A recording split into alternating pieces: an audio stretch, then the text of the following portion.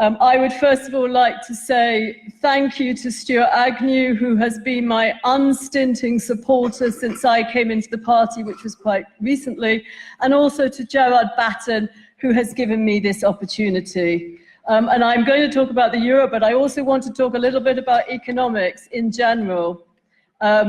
Economics of people, the sort of economics that people understand. Everyday economics of jobs and bills. And let's just talk about the euro to start, or the eurozone. I mean, it is one big protectionist racket. That's what it is, an undemocratic protectionist racket run by Germany. And if you don't comply, we will just threaten you. And thank God we didn't join the euro. Thank goodness. It's our saving grace. The euro is like a credit card that you run with your neighbor, except you're somebody who hangs tea bags up and you reuses them on a line, whilst your neighbor just has takeaways all day and throws them in the bin. But unfortunately, you share the same bill. And that's sort of what's happening. And I wanted to show you a lovely slide of Singapore. Now, we always get told, oh, we're too small, we can't survive without being in the Eurozone. And Singapore has 6 million people, and I want to just give you one number. In 1990, in sterling terms, the average Singapore monthly wage was £500 a month. In 1990, the average British wage was £1,000 a month. And now, the average Singapore wage is £5,000 a month. 5,000, and our average wage is 2,000.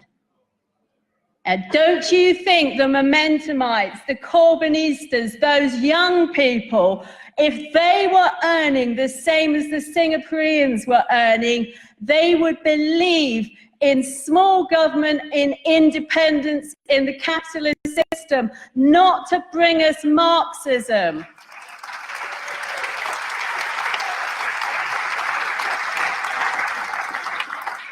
And my next slide was going to be about the unemployment rates in the Eurozone.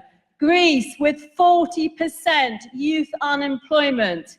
Juncker gave his speech last week and he mentioned 40% youth unemployment. It has been higher, but he never mentions it's the euro that's causing that. The euro runs for Germany's benefit. 25% in Spain, 30% in Italy. Every country in the Eurozone has got a problem. And it's the euro that's causing that. And Milton Friedman said something really important. He said, you can have a social security system and borders, or you can have open borders and no social security system. And we're trying to do a bit of both. Diane Abbott thinks that we can have open borders and not go bankrupt. And my next chart, which of course I can't show you, but it's one that looks like this. It starts like that up to 208 and it was all fine and all the lines went along and suddenly it does that.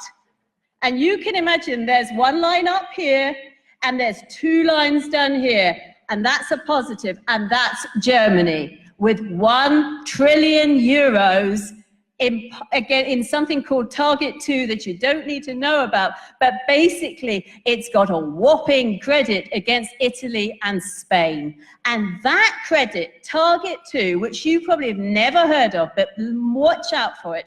It's going to be like subprime in 208. You'd never heard of that either, and suddenly everybody heard about it. That's what's going to kill the euro.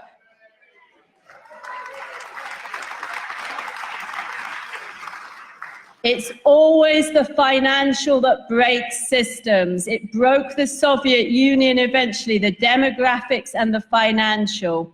It's breaking Venezuela now. Venezuela, people, are basically not just about eating insects now, and they have an economy with the biggest oil reserves in the world, and they have an income less than they had in 1950, and that's what Corbyn will bring us. We have to give hope to our young people, hope to have a house, hope that they can get a car, hope that they can have a job. And the way we're going, we have no hope. We can't eat diversity. The Chinese don't care about diversity. And we have to care about our country. And if we can show people that if we had a Singapore system that worked, that we would be prosperous, and that would save our country. I think I'm going to finish on that note, but I just want to say, watch out in the next 2 years. Financial markets always take longer to start the damage than you think, but once it starts, it works really fast. And who is going to save the European Central Bank? Because if Britain and the Bank of England started going down, we are the Bank of England. Except, of course, we're run by Carney, who is a Canadian earning $875,000 a year. And I'm going to end on one thing. I want some populist economic policies that people can understand. And the very first one I would like to introduce is nobody in these public sector bodies, these quangos, these universities, earn more than Theresa May, the Prime Minister. She earns $175,000. Why should Carney get $875,000 and the head of HS2 $600,000? Well, we cannot employ prison staff. Thank you.